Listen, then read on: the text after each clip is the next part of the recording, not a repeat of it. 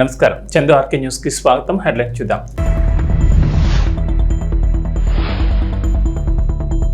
నేడు తెలంగాణ బడ్జెట్, పలు శాఖలకు అధిక కేటాయింపులు.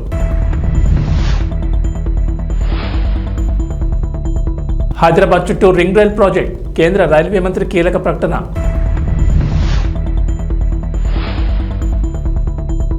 ఏపీలో మందుబాబులకు శుభవార్త, కీలక ప్రకటన చేసిన ప్రభుత్వం.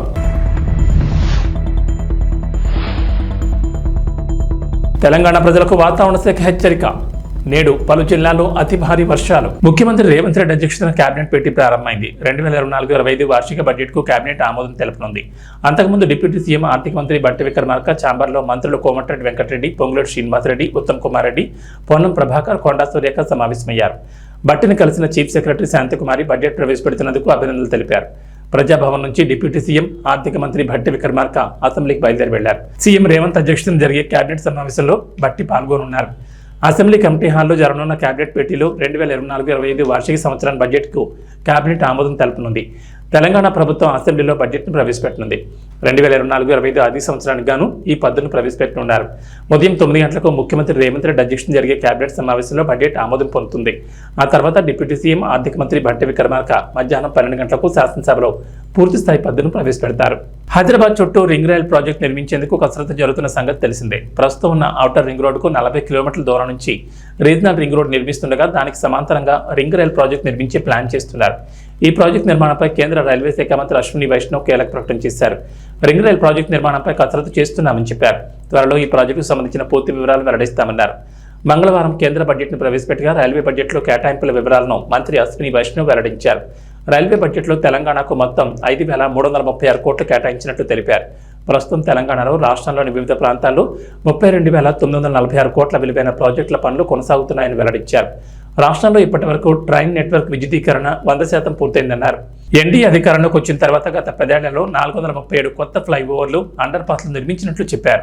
అసెంబ్లీలో ముఖ్యమంత్రి నారా చంద్రబాబు నాయుడు కీలక ప్రకటన చేశారు. వైఎస్ఆర్సీపీ హయాంలో జరిగిన మద్యం కుంభకోణంపై శ్వేతపత్రం విడుదల చేశారు. కీలక అంశాలను ప్రస్తావించారు. మద్యం విధానం స్థానంలో కొత్త మద్యం బార్ల విధానాన్ని తీసుకొస్తామని, నిపుణుల కమిటీ లేదా కేబినెట్ సబ్ కమిటీతో మద్యం విధానంపై అధ్యయనం చేయిస్తామన్నారు. ఈ ఎక్సైజ్ పాలసీని అత్యుత్తమ ఆచరణలతో ఉండేలా దీన్ని రూపొందిస్తామని, మద్యం ధరలను సమీక్షించి పేదలకు అందుబాటు ధరలో నాణ్యమైన మద్యం లభించేలా చూస్తామని చెప్పుకొచ్చారు. రాష్ట్రంలో ఎక్సైజ్ శాఖను పునర్వ్యవస్థీకరిస్తామని, వారిపై ఒకే విభాగం పర్యవేక్షించుతామని సీఎం తెలిపారు. ఈ రాష్ట్రానికి ఎంత ద్రోహం చేశారో, ఎంత అన్యాయం జరిగిందో ప్రతి ఒక్కరికి అర్థమవుతుంది. ఈరోజు మనందరం కూడా రాష్ట్రంలో ఎన్డీఏ గెలిచిన తర్వాత అఖండ విజయం, ఒక హిస్టారికల్ విక్టరీ వచ్చింది. కేంద్రంలో నిన్న బడ్జెట్లో ప్రత్యేకంగా పెట్టి మనకు డబ్బులు ఇస్తే మనం ఆనందపడ్డాం, ధన్యవాదాలు తెలియజేశాం. అదే సమయంలో ఈ రాష్ట్రంలో జరిగినటువంటి దోపిడీ మనం ప్రజలకు చెప్పి ప్రజల్లో కూడా చైతన్యం చేయాల్సిన బాధ్యత మనందరిపైన ఉందని చెప్పి నేను తెలియజేస్తున్నాను. ఈ పాయింట్లో 1 by 1 నేను ఒకసారి ఎక్స్ప్లెయిన్ చేస్తాను మీకు. మీరు కూడా ఫాలో కావాల్సిందిగా, ప్రజలందరూ కూడా ఆలోచించాల్సిందిగా వారికి కూడా విజ్ఞప్తి చేస్తున్నాం. నెక్స్ట్, ఆ రోజు చెప్పిన మొదటి పాయింట్ ప్రామిస్ చేయడంలో మద్యపాన నిషేధం పెడతాం. దానిపైన లిక్కర్ అవుట్లెట్స్ గ్రాడ్యువల్గా తగ్గించేస్తాం. 5 స్టార్ హోటల్కే పరిమితం చేస్తాం. అది ప్రామిస్ చేశారు. దానిపైన షాపులు 4,380 షాపుల్ని 2,934 చేసి, మళ్ళీ దాన్ని ఇంక్రీజ్ చేసి 3,392గా పెంచారు. దాని పేరు ఏపీటీడీసీ టూరిజం పేరుతో ఒక 458 షాపులు ఇచ్చారు. బార్లు 2019లో ఎన్ని ఉన్నాయో 840 ఉంటే ఆ 840 అట్లనే పెట్టే పరిస్థితికి వచ్చారు. ఇక్కడ మీరు చూస్తే పేరు మద్యపాన నిషేధం, కమిట్మెంట్ లేదు. అదే మరిగా ఇంటెన్షన్ మాత్రం డిఫరెంట్ ఇంటెన్షన్ పెట్టుకున్నారు. పబ్లిక్ పాలసీ చేసేటప్పుడు ప్రజాహితం కోసం చేస్తాం, అక్కడ మొత్తం మ్యానిపులేషన్కి, పర్సనల్ గెయిన్కి దోహదం చేసే విధంగా పబ్లిక్ పాలసీ చేసే పరిస్థితికి వచ్చారు. ఇల్ ప్లాన్డ్, ఇంబ్యాలెన్స్డ్ పాలసీ టోటల్ గా ఫెయిల్యూర్ అయ్యే పరిస్థితికి వచ్చారు. అడుగు అడుగునా తప్పులు చేశారు. దానివల్ల నేరాలు పెరిగాయి, బ్లాక్ మార్కెటింగ్ పెరిగింది, బూట్ లెగ్గింగ్ వచ్చింది. మొత్తం ప్రజల ఆరోగ్యంతో కూడా చెలగాటమాడే పరిస్థితికి వచ్చారు. నెక్స్ట్, ఇక్కడ మీరు చూసినప్పుడు అనేక మీటింగుల్లో చూసాం, మాట్లాడితే ధరలు పెంచుకుంటూ పోతే ఆటోమేటిక్గా తాగే వాళ్ళు తగ్గుతూ వస్తారు. దానివల్ల రాష్ట్రం బాగుపడిపోతుంది. ఇదే కుర్చీలో ఆ ఉపన్యాసాలు అందరూ విన్నారు, మీరు కూడా విన్నారు, బయట విన్నారు. క్వాలిటీ ఆఫ్ లైఫ్ పెరిగిపోతుందని చెప్పారు.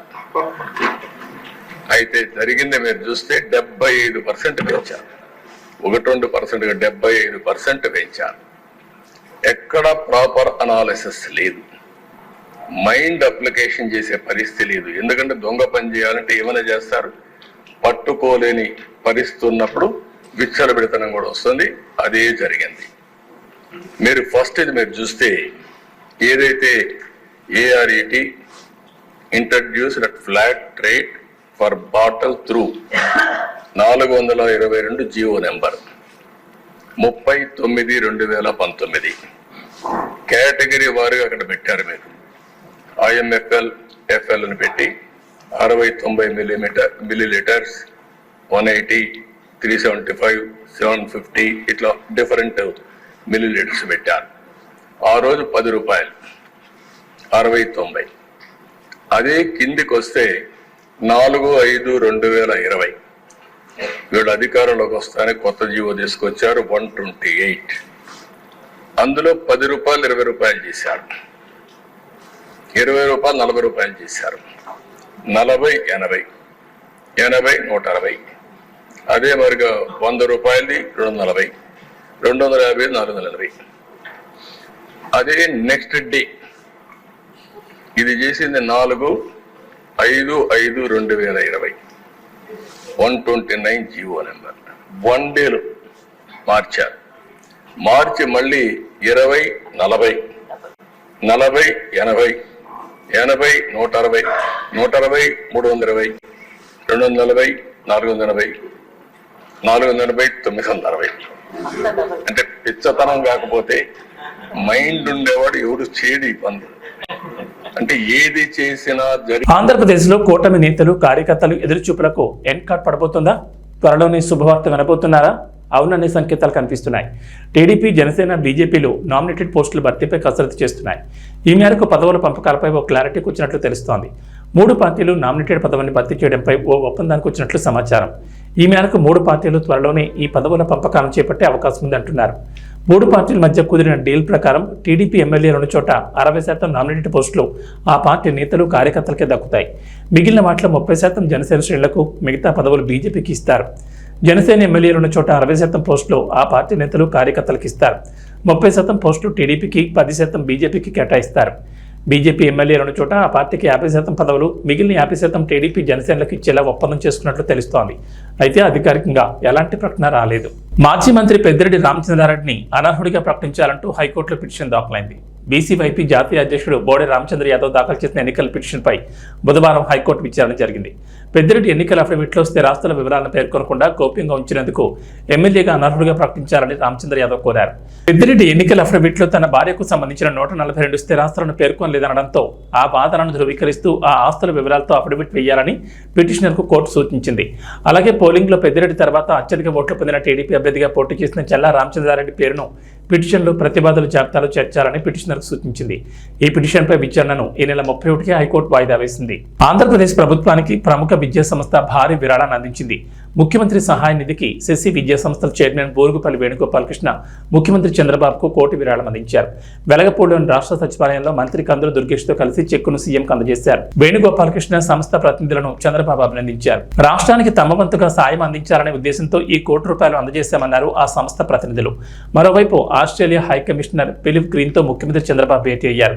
ఆంధ్రప్రదేశ్లో పెట్టుబడి పెట్టడానికి ఆస్ట్రేలియా పారిశ్రామికవేత్తలకు తమ ప్రభుత్వం ఆహ్వానం పలుకుతుందంటూ చంద్రబాబు ట్వీట్ చేశారు. శక్తివంతమైన రాష్ట్ర సంస్కృతి, విస్తారమైన సామర్థ్యం గురించి ఫిలిప్ గ్రీన్తో చర్చించానని, రాష్ట్రంలో అనుకూలమైన ప్రభుత్వం, పర్యావరణ వ్యవస్థ వేచి చూస్తున్నాయని అన్నారు. అలాగే ముఖ్యమంత్రి చంద్రబాబును సచివాలయంలో తానా సభ్యులు కలిశారు. ఆంధ్రప్రదేశ్ అసెంబ్లీ ఎన్నికల్లో ఘన విజయం సాధించడంపై శుభాకాంక్షలు తెలిపారు. పార్టీ విజయం కోసం కృషి చేసిన ఎన్ఆర్ఐలను చంద్రబాబు అభినందించారు. తెలంగాణ అసెంబ్లీ సమావేశాల్లో భాగంగా కేంద్ర బడ్జెట్లో తెలంగాణకు అన్యాయం జరిగిందన్న అంశంపై శాసనసభలో వేడి చర్చ జరిగింది. ఈ చర్చలో భాగంగా అన్ని పార్టీలు తమ అభిప్రాయాలను వెల్లడించారు. ఈ క్రమంలో అధికార పక్షానికి ప్రతిపక్ష నేతలకు మధ్య మాటలెంతో నడవగా చివరికి సీఎం రేవంత్ రెడ్డి ప్రవేశపెట్టిన తీర్మానానికి బీఆర్ఎస్ మద్దతు తెలిపింది. కాగా బీజేపీ ఎమ్మెల్యేలు వ్యతిరేకిస్తూ సభ నుంచి వాకౌట్ చేయడం గమనార్హం. కేంద్ర బడ్జెట్లో తెలంగాణకు అన్యాయంపై రాష్ట్ర ప్రభుత్వం పెట్టిన తీర్మానాన్ని తాము ఏకగ్రీవంగా ఆమోదిస్తామని హరీష్ రావు వెల్లడించారు. కేంద్ర బడ్జెట్లో తెలంగాణ రాష్ట్రానికి అన్యాయం జరిగిందనేది వాస్తవమని హరీష్ రావు తెలిపారు. ఈ అన్యాయంపై రాష్ట్ర ప్రభుత్వం ఢిల్లీకి అఖిలపక్షాన్ని తీసుకెళ్తామంటే వచ్చేందుకు తాము సిద్ధంగా ఉన్నామన్నారు. అంతేకాదు బడ్జెట్లో రాష్ట్రానికి మొండి చేయి చూపించినందుకు నిరసనగా సీఎం రేవంత్ రెడ్డి ఢిల్లీలో దీక్ష చేస్తామంటే తాము మద్దతిస్తామన్నారు. అయితే అందుకు సీఎం రేవంత్ రెడ్డి స్పందిస్తూ మాజీ సీఎం కేసీఆర్ దీక్షకు వస్తానంటే తాను తప్పకుండా ఢిల్లీలో దీక్ష చేస్తానని వివరించారు. సభానాయకుడు కూడా అయ్యల పేర్లు చెప్పుకొని మేనేజ్మెంట్ కోటాలను సభానాయకుడు మాట్లాడొచ్చా? ఇది సంస్కారమా? ప్లీజ్. మరి నేను ఒక సభ్యుడిని, నా హక్కులు కూడా మీరే కదా కాపాడాలా? వారు మాట్లాడినప్పుడు తప్పకుండా సమాధానం చెప్పాలా? అధ్యక్ష, నేను ఒకటే చెప్తా ఉన్నాను. అధ్యక్ష తమరిని కోరేది, ఈరోజు మేము స్పష్టంగా చెప్తున్నాం, గవర్నమెంట్ ఏదైతే చర్చ ప్రారంభించిందో ఆ చర్చను మేము స్వాగతిస్తున్నాము, 100% సమర్థిస్తున్నామనే మాట నేను చెప్తా ఉన్నా. అయితే ఒకటేమంటే భవిష్యత్తులోనైనా శ్రీధర్ బాబు గారు, ఈరోజు మీరు బిజినెస్లో రెజల్యూషన్ అని ఇచ్చారు, భవిష్యత్తులో పెట్టండి. సబ్జెక్ట్ మీద చర్చ ఉంటే ఆ చర్చకు స్టేట్మెంట్ ఇవ్వండి, so that members can come prepared.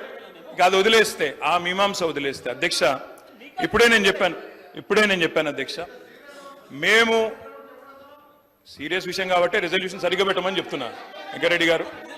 అధ్యక్ష, ఈ రకంగా మంత్రులు డిస్టర్బ్ చేయడం మాటికి పద్ధతి కాదు.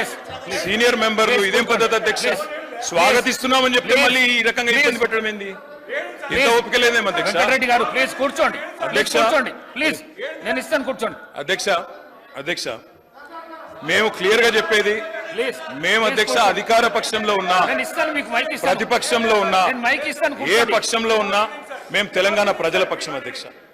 మేము ఈరోజు ఈ కాంగ్రెస్ ప్రభుత్వం ప్రవేశపెట్టిన ఈ చర్చను ఎందుకు సమర్థిస్తున్నామో, ఎందుకు స్వాగతిస్తున్నామంటే, తప్పకుండా రాష్ట్ర విశాల ప్రయోజనాల దృష్ట్యా, రాజకీయ ప్రయోజనాల కంటే కూడా రాష్ట్ర ప్రయోజనాలు ముఖ్యం కాబట్టి, తప్పకుండా రాష్ట్రంలోని ప్రజలకు న్యాయం జరగాలి కాబట్టి, నిన్న కేంద్ర బడ్జెట్లో అన్యాయం జరిగింది కాబట్టి తప్పకుండా ప్రభుత్వం ఈరోజు ఏదైతే చర్చను పెట్టిందో దాన్ని మేము సంపూర్ణంగా స్వాగతిస్తున్నామన్న మాట మళ్ళొకసారి చెప్తా ఉన్నా అధ్యక్ష. 8 నెలలు జరుగుతున్నా ఇంకా జాప్యం జరుగుతలేదు అని ఒక సమాధానం చెప్పారు. ఎప్పట్లోగా ఈ ప్రతిపాదనలు అమలు చేసి నియమిత రోజును ప్రకటించమవుతుందంటే ఇది పరిశీలనలో ఉంది అని గౌరవ మంత్రి గారు చెప్పారు. ఇది కాంగ్రెస్ పార్టీ మేనిఫెస్టో అధ్యక్ష. ఈ మేనిఫెస్టోలో page number 28 item number 14 TSRTC సిబ్బంది సంక్షేమం. ఆర్టీసీ కార్మికులను ప్రభుత్వ విలీన ప్రక్రియ పూర్తి చేసి 2 PRCల బకాయిలను వెంటనే చెల్లిస్తాం. వెంటనే అంటే 8 నెలలు సమయం సరిపోదా అధ్యక్ష? నంబర్ 1. నంబర్ 2, వచ్చే PRC పరిధిలోకి టీఎస్ఆర్టీసీ కార్మికులను చేరుస్తాం. నంబర్ 3, రాష్ట్ర ప్రభుత్వ ఉద్యోగులతో సమానంగా అన్ని వసతులు సదుపాయాలు కల్పిస్తాం. నంబర్ 4, ఆర్టీసీ బస్సులను ఆధునీకరించి విస్తరిస్తాం. అధునాతనమైన సౌకర్యాలతో కొత్త సర్వీసులను ప్రారంభిస్తాం. Number 6 and last, RTC union పునరుద్ధరణకు అనుమతి ఇస్తాం. అదేవిధంగా అధ్యక్ష, ఎందుకంటే ఇవన్నీ అధ్యక్ష గతంలో ఇవాళ మేము మా ప్రభుత్వం ఉన్నప్పుడు ఆర్టీసీ కార్మికులకు, ప్రభుత్వ ఉద్యోగులకు 43% ఫిట్మెంట్ ఇస్తే ఆర్టీసీ కార్మికులకు 44% ఫిట్మెంట్ ఇచ్చాం. గత తెలుగుదేశం ప్రభుత్వంలో కార్మికులకు కేవలం బడ్జెట్లో 100 కోట్లు పెట్టారు. కాంగ్రెస్ ప్రభుత్వం 200 కోట్లు పెట్టింది. కానీ మా ప్రభుత్వం 1000 కోట్లు, 1500 కోట్లు, 1500 కోట్లు బడ్జెట్ లో పెట్టి ఆర్టీసీ సంస్థను మేము కాపాడాలి.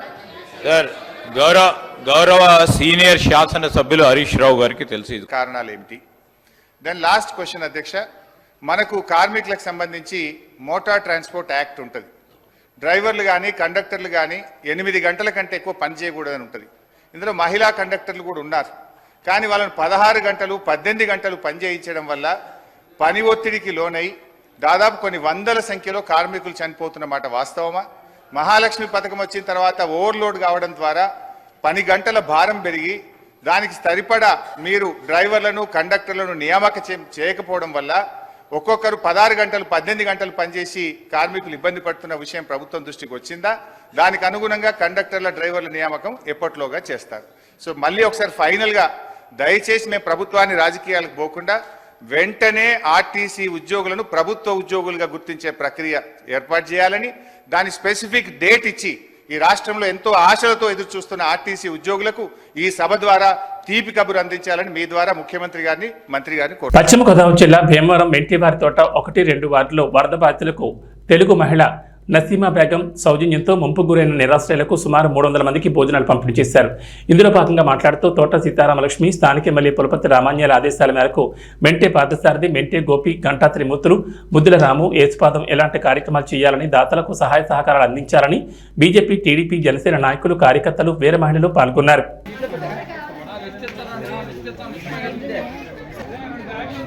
పిచ్చయ్య గారు, హోటల్ పిచ్చయ్య గారు 10 రూపాయలు టిఫిన్ పిచ్చయ్య గారు అంటే ఎవరికైనా వ్యవహారంలో తెల్లనోళ్ళు ఉండరు. ఆయన సౌజన్యంతో రేపు ఇవ్వడం జరుగుతుంది. దీనికి స్పందించి ఇంకా ఇతరులు కూడా దీనికి ఇటువంటి కార్యక్రమాలు చేయాలని కోరుతూ తెలుగుదేశం కార్యకర్త అన్ని కూటమికి కారణంగా మెండూరు తోటలో లోతట్టు ప్రాంతంలో వర్షం వెళ్ళిపోయింది. ఎమ్మెల్యే గారు రావడం చూడడం జరిగింది. అలాగే జనసేన పార్టీ, అలాగే తెలుగుదేశం పార్టీ నాయకులు రావడం జరిగింది. అక్కడ ఇంటిపోయి సారు వెంటనే చూసి సమస్యని పరిష్కరించాలని చెప్పి మహిళలందరూ వచ్చి అక్కడ గోడ కట్టి ఇవ్వాలని చెప్పి అడిగారు. ఎమ్మెల్యే గారు సమస్య పరిష్కరిస్తానమ్మా అన్నారు. ఎందుకంటే అక్కడ వర్షం వచ్చినప్పుడల్లా నీళ్ళు నిండిపోయి పిల్లలు కూడా చనిపోవడం జరిగింది. అలాగే ఎమ్మెల్యే గారు కూడా మోటార్ పెట్టి తోయించడం జరిగింది. ఇలాంటి సమస్య మళ్ళీ రాకుండా ప్రభుత్వం మళ్ళీ సమస్య నాకు పరిష్కరించాలని చెప్పి అలాగే దాతలు ముందుకొచ్చి ఈ వార్డులో అన్నదానం కానీ అలాగే ఆర్థిక సహాయం కానీ చేయాలి. మెంటేవర్ తోటలో ఇప్పుడు వర్షాకాలంలో నీరు రావటం చాలా ప్రాబ్లంగా ఉంటుంది ప్రజలకి. కానీ ఎమ్మెల్యే గారు కూటమి ప్రభుత్వం వచ్చిన తర్వాత ఎమ్మెల్యే గారు వచ్చి ప్రజల సమస్యలన్నీ తెలుసుకొని ఇలా ఉందమ్మా అని అన్నారు. అలా తెలుసుకొని వెళ్ళారు. అలాగే ఏంటంటే ఇప్పుడు దాతలందరూ ముందుకొచ్చి ప్రతి ఒక్కరికి కూడాను వారం రోజుల నుంచి ఏదో అన్న సాయం చేస్తున్నారు. ప్రతి ఒక్కరు కూడా తోసినంత మట్టుకు. కానీ మెంటేవర్ తోటలో 2వ వార్డులో ముంపు ప్రాంతాలకు గురైన వరద ముంపు ప్రాంతాలకు గురైన వాళ్ళందరికీ దాదాపు 300 నుంచి 400 మందికి నసీమా గారు, షబీనా గారు వాళ్ళ సారథ్యంలో వాళ్ళందరికీ పలావ్ పొట్లాలు పంచిపెట్టడం జరిగింది. ఇలాంటి కార్యక్రమాలు తెలుగుదేశం పార్టీ తప్ప ఇంకే పార్టీ చేయలేదు. కరోనాలో సైతం తెలుగుదేశం మేము సైతం అని ప్రతి ఒక్కళ్ళు కూడా సైనికుల్లా ఎంతోమంది పనిచేశారు. అలాగే ఈ ముంపు ప్రాంతాల నుంచి ఇప్పటివరకు దగ్గర వారం రోజుల నుంచి ప్రతిరోజు ఏదో ఒక వార్డులో అన్నదానాలు చేస్తూనే ఉన్నారు. ఇలాంటి పార్టీ, ఆ పార్టీలో మేము కార్యకర్తలుగా ఉండడం మా అదృష్టంగా భావిస్తున్నాం. ఈ ప్రోగ్రాంకి మాకు సహకరించిన బాబులు గారికి కృతజ్ఞతలు. ఈ కార్యక్రమాలు ఇంకా దగ్గర ఇంకో 10 రోజుల దాకా జరుగుతాయండి. ముంపు ప్రాంతాలకు గురైన వాళ్ళు ప్రతి ఒక్కరికి ఎంతో కొంత మా తరఫున తెలుగుదేశం పార్టీ తరఫున వాళ్ళకి సహాయశక్తులు, వాళ్ళకి సహకారాలు అందిస్తానికి మేమందరం కృషి చేస్తాం. అల్లు అర్జున్ బ్రదర్ శిరీష్ హీరోగా తెరకెక్కిన బడ్డీ చిత్రం ఈ నెల 26న ప్రేక్షకుల ముందుకు రాబోతోంది. టెడ్డీ బేర్ కాన్సెప్ట్ తో యాక్షన్ డ్రామాగా ఈ సినిమా తీశారు. గాయత్రి భరద్వాజ్ హీరోయిన్ గా నటించిన ఈ చిత్రాన్ని అల్లు శిరీష్ జోరుగా ప్రమోట్ చేస్తున్నారు. ఇందులో భాగంగా పలు యూట్యూబ్ ఛానల్స్ కి ఆయన వరుస ఇంటర్వ్యూలు ఇస్తున్నారు. అయితే తాజాగా ఇచ్చిన ఇంటర్వ్యూలో హీరో ప్రభాస్ ను తెగ పొగిడేశారు శిరీష్. అయితే ఈ కామెంట్స్ ఇండైరెక్ట్ గా అల్లు అర్జున్ కి సెటైర్ వేసినట్టుగా ఉన్నాయంటూ బన్నీ ఫ్యాన్స్ ఫైర్ అవుతున్నారు. మీరు కంటిన్యూగా ఎందుకు సినిమాలు చేయడం లేదు, అలానే సెపరేట్గా మీకు పిఆర్ టీం పెట్టుకోవచ్చు కదా అంటూ శిరీష్ని యాంకర్ అడిగారు. దీనికి ఆన్సర్ ఇస్తూ ప్రభాస్ గురించి ప్రస్తావించారు శిరీష్. కంటిన్యూగా సినిమాలు చేస్తూ ఉంటే ఆడియన్సే మనల్ని గుర్తుపెట్టుకుంటారు. మన గురించి మనం చెప్పుకోకర్లేదు, సినిమాలే చెప్తాయి. ఈ విషయం ప్రభాస్ నుంచి నేర్చుకోవాలి. ఆయన అసలు ఎక్కడా కనపడరు, కానీ ఆయన సినిమాలు మాత్రం కనీసం 10 నెలలకు ఒకటైనా వస్తుంది. సింప్లిసిటీకి అతను పెద్ద ఎగ్జాంపుల్. ఆయన చేసేవన్నీ పెద్ద సినిమాలు అన్నీ బాగుంటాయి, బయట ఎక్కడా కనపడరు, ఎలాంటి హడావిడి ఉండదు. ఆయన నుంచి ఇలాంటివి నేర్చుకోవాలి. అలానే ఆయన సినిమాలను కూడా ప్రభాస్ పెద్దగా ప్రమోట్ చేసుకోరు, చాలా మినిమల్గా ప్రమోషన్ చేస్తారు. అలానే తన సినిమాలు కాకుండా దేనికి పెద్దగా రియాక్ట్ అవ్వరు. అసలు ఆయనకి పిఆర్ కూడా లేదు. అలానే ఏ అవార్డ్ ఫంక్షన్స్కి రియాలిటీ షోలకు కూడా ఆయన పెద్దగా రారు. కానీ తన సినిమాల ఈవెంట్స్కి మాత్రం వచ్చి చిన్నగా ప్రమోట్ చేస్తారు. అయినా సరే ఆయన సినిమాలు పెద్ద హిట్ అవుతాయంటూ అల్లు శిరీష్ అన్నారు. T20 ప్రపంచ కప్ 2024 టైటిల్ సాధించిన తర్వాత కెప్టెన్ రోహిత్ శర్మ T20 ఫార్మాట్కు గుడ్ బై చెప్పిన విషయం తెలిసిందే. దీంతో శ్రీలంకతో జరిగే T20 సిరీస్కు కొత్త కెప్టెన్ ఎంపిక అనివార్యమైంది. ఈ నేపథ్యంలో శ్రీలంకతో సిరీస్కి ఎంపికయ్యే కెప్టెన్నే T20 ప్రపంచ కప్ 2026 వరకు కొనసాగిస్తారనే అంచనాలతో కెప్టెన్ ఎంపిక ఉత్కంఠ రేపింది. అయితే T20 ప్రపంచ కప్ 2024కు రోహిత్ శర్మకు డిప్యూటీగా ఉన్న హార్దిక్ పాండ్యాని భారత T20 జట్టు తదుపరి కెప్టెన్ అని అంతా భావించారు. కానీ అనూహ్యంగా భారత సెలక్షన్ కమిటీ సూర్యకుమార్ యాదవ్ను కెప్టెన్గా ఎంపిక చేసింది. దీంతో హార్దిక్ పాండ్యాకు అన్యాయం జరిగిందనే ఆరోపణలు వచ్చాయి. దీనిపై చాలా మంది మాజీ క్రికెటర్లు తమ అభిప్రాయాన్ని వ్యక్తం చేశారు. ఈ జాబితాలో టీమిండియా మాజీ చీఫ్ సెలెక్టర్ మాజీ క్రికెటర్ కృష్ణమాచారి శ్రీకాంత్ చేరాడు. శ్రీలంకతో T20లకు కెప్టెన్గా హార్దిక్ పాండ్యాను తొలగించడంపై అతను ఆగ్రహం వ్యక్తం చేశాడు.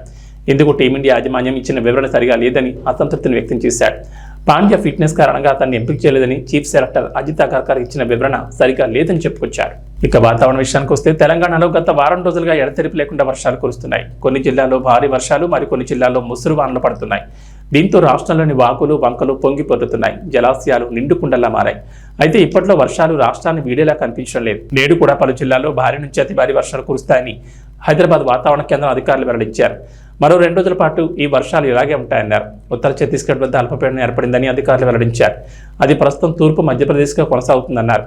దీని ప్రభావంతో తెలంగాణలోని పలు జిల్లాల్లో అత్యంత భారీ వర్షాలు కురుస్తాయన్నారు. ముఖ్యంగా ఉత్తర తెలంగాణ జిల్లాలకు వర్ష ప్రభావం ఎక్కువగా ఉంటుందని చెప్పారు.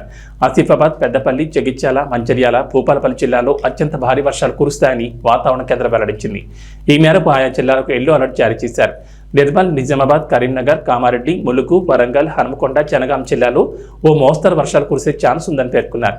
వర్షంతో పాటు ఉరుములు, మెరుపులు, కొన్ని చోట్ల పిడుగులు పడే ఛాన్స్ ఉన్నట్లు అధికారులు వెల్లడించారు. ప్రజలు అప్రమత్తంగా ఉండాలని, అవసరమైతేనే బయటకు రావాలని సూచిస్తున్నారు. ఇవి బులెటిన్ విశేషాలు. నమస్కారం.